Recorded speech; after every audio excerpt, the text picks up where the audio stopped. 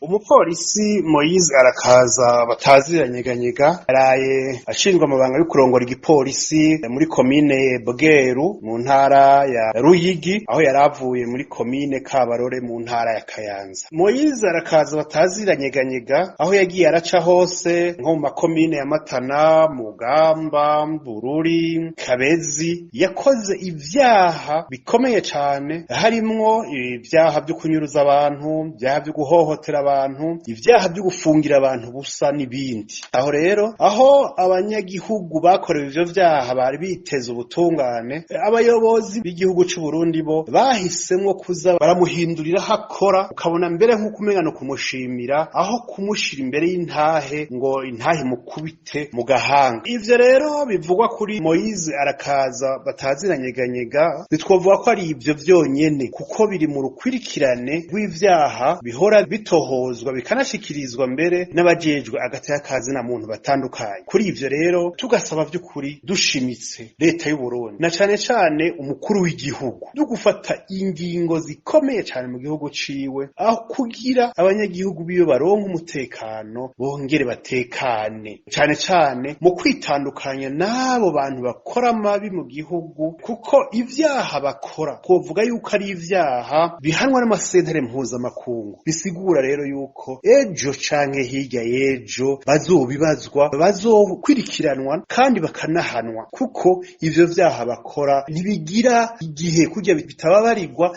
ntibigira n'igera kugira vyibagirwe.